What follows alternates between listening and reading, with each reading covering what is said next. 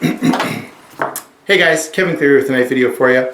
Today I have a SOG. This is the Visionary II, and I gotta tell you that this is a SOG I am extremely impressed with, guys. This thing is a phenomenal blade. By way of introduction, I would say I've known about this for a long time. I've heard people talk about it, but not nearly as much as they should be, okay? Knives like the Griptilian and the Para II get a lot of attention and are talked about as being, nearly perfect and all kinds of things like that. Well, this knife belongs right on the same list with them. It is extremely well done. There's one minor thing that one minor nitpick that I've got that I'll get to as we go through the rest of the review. But this is one of those knives that I would put on the list with knives that I feel like are just so amazingly well done.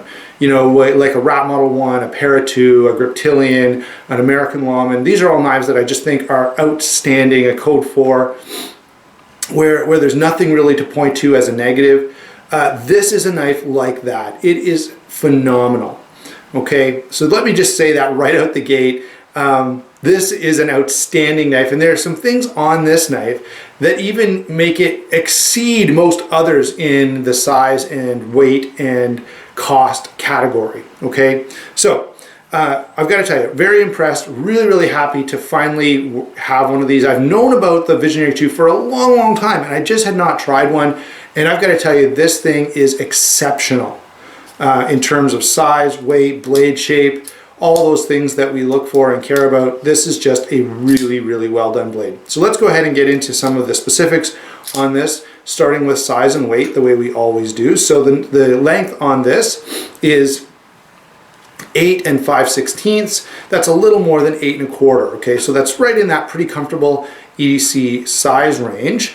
The blade length is 3 5/8, which is pretty good for that category. Okay, most knives that are under 8.5 inches, their blade length is just under 3.5 inches. So the fact that this is 3 5/8 is really good, and that's one of those areas where you're not going to find too many knives that are around this size where you get a blade that's more than 3.5 inches. Normally it's going to be just under, and that's fine. Okay, there's lots of knives where they are just under and no big deal, but this is exceptional for the amount of cutting edge and the amount of blade you're getting for the size and weight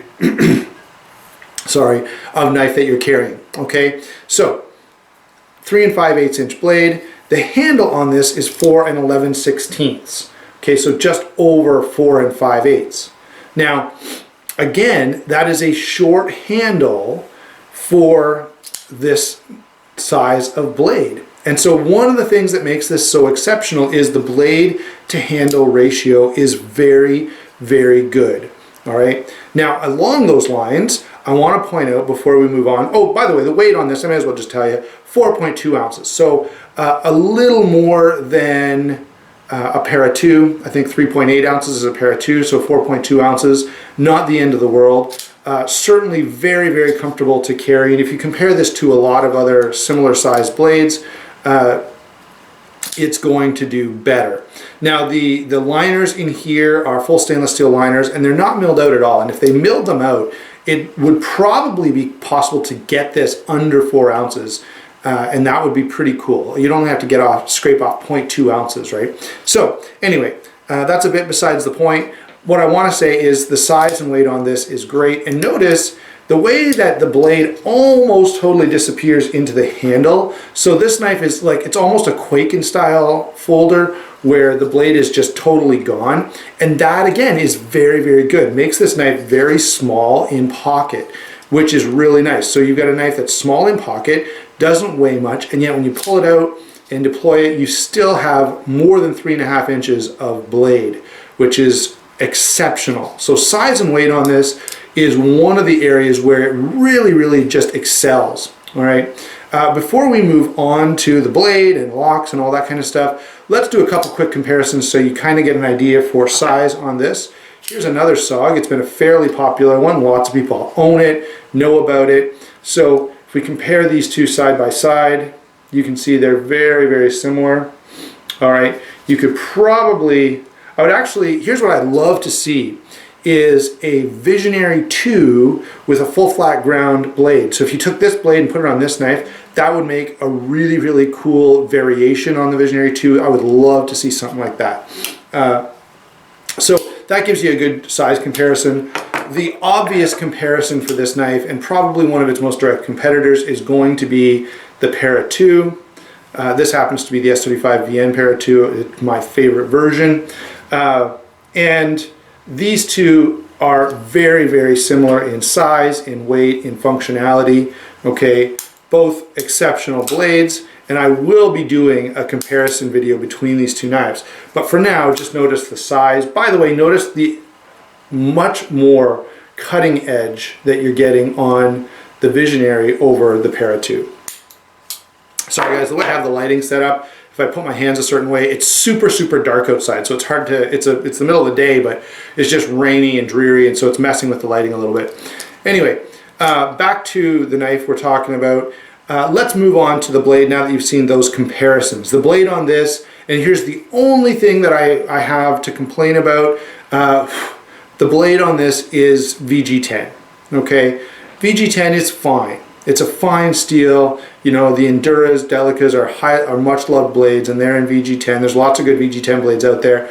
I would kind of like to see this in S30V or S35 VN or something like, just a little higher end, okay? Generally, under $100, I consider VG10 to be okay. Over $100, I want something a little nicer.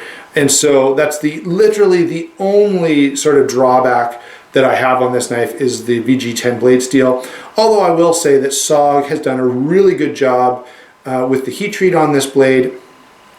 So it still ends up being quite nice. Let me zoom in so I can show you some of these blade details. They're going to be a little tougher to see because of the black powder coat. So I want to make sure that you're able to pick up all the details that I talk about. And that's going to mean coming in just a little bit closer. Let me move off to the side, and for some reason the camera's not listening. There we go. Okay, so there it is. A little closer up view. The SOG Visionary II. You can see the blade is a drop point with a hollow grind, sort of a, not a high hollow grind, but a hollow grind. Has this nice swedge on top. One thing that I do like about this blade design is if I turn it this way, you can see that because of the way the swedge is done, it carries a lot of extra strength out to the tip, making a stronger tip than what you're going to see on either the Aegis or the Para 2 that I just showed you. Okay, so the tip is nice and strong. The recurve is very nice aesthetically, but also very useful. If you're getting in here and doing any kind of close cutting like this, I really, really like those recurves on my knives. Now I have done quite a bit of cutting with this, cardboard and different things, nothing to damage the knife in any way, but notice that the powder coat has held up really well. There are literally no marks on the powder coat. Okay, so I would say this, I would like to see, and all of my complaints are really going to be on the blade, I would like to see this offered in a satin. That would be so cool. I think this blade shape with the hollow grind would look awesome in a satin finish, but to my knowledge this only comes in the black powder coat. That's fine, it's not the end of the world, but it would just be a cool option to be able to get this blade in a satin finish. If someone knows that this does come in satin, please let me know. It's just that I've never seen one for sale anywhere or listed on any websites that I could go to. Let's see. So yeah, blade, very nice. You guys know I love hollow grinds, especially for EDC type of tasks. Okay, hollow grind is great because it allows you to have a fairly strong blade and be still get a good edge geometry, be fairly thin behind the edge. Now the edge is not super thin on this, nor is the blade stock exceptionally thick. So a flat ground blade would be okay here, but I do like the hollow grind for the extra strength that it gives you and for that nice edge geometry where this thing is going to slice like crazy, especially with that nice belly created by the recurve. Just while we're talking about the blade, notice here by my finger that plunge grind and that little cutout is done very, very nicely, so you can sharpen this right to the terminating edge here at the bottom of the blade. Very, very well done. Of course, the swedge on top is both aesthetic and going to aid in any kind of penetrating cut that you may have to do. So, blade shape is a big win on this. Blade steel is only so-so. Blade coating is acceptable, but I wish there was at least the option, okay? Moving on to the handle, I'm going to zoom out. Actually, before I do, I'll just show you, here's the arc lock. Well, we're zoomed in close enough, you can see it's in a little arc, and hence the name arc lock. It's going to mess with the focus, but I will flick it one time. There we go. So there's the arc lock in action. I'll let you take a look in there to see that the tolerances are quite good on this. All right, we have, let's zoom out now. Okay, so there we go. Now we're zoomed back out. I'll get the blade back up here. Lockup and deployment, as you can see, are quite good. The arc lock from SOG, it is a copy of the Axis lock, okay, there's no question about that, but it is very, very solid. Sorry, I'm shading my face out right there, but that's okay. I guess you can just look at the knife. That's a good reason. So very, very solid, no blade play in either direction. And I did, you know, this is a knife where you will probably, I did have to adjust the pivot screw with some, and then put some Loctite on it once you get it where you want it to be. Okay, and I have done that. But I've had to do that with a lot of, you know, Para 2, all kinds of things, you know. So I did Loctite the pivot on this, and it's not that hard. And this is one of the things that I always use to judge the tolerances on a knife. If I have to mess with the pivot for a long time before I can get it just right, then that's a good indication that something is not exactly square. Okay, if you've got to squeeze it really hard and mess around with it to get the to where there's no blade play side to side, probably something is not exactly right. This, no problem. You know, just set it to where there's no blade play and it still opens and closes really quickly, and so no complaints at all.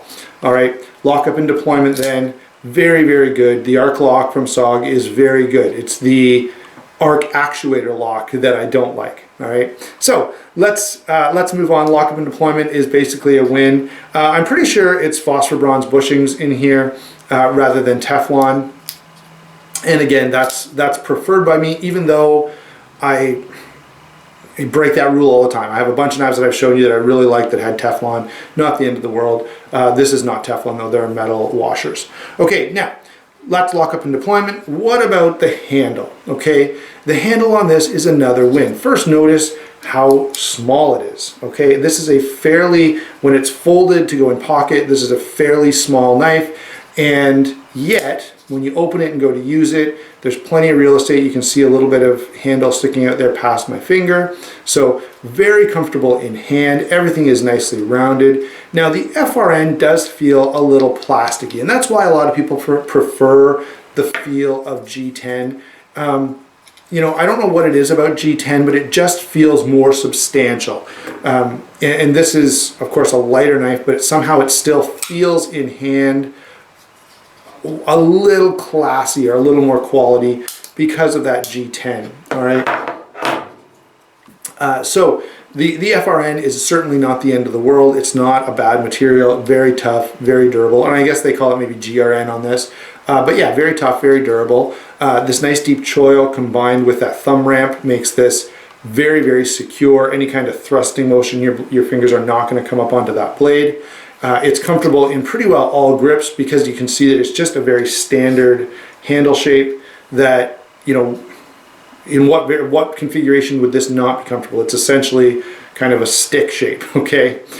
So, very comfortable. Good traction, okay? The traction on this is fairly well done. It's small, but it's quite grippy, okay? So no issues in terms of being worried about dropping it or something like that. It's nice and comfortable and also nice and secure. The clip, again, is very well done. It is just, there's enough space in here for pants. It goes in and out of pocket very easily, and it is reversible to the opposite side with the usual way that SOG does this, where you've got the screw here, loosen it off, pull this out, put it in, put the screw in the other side, and you're good to go, okay?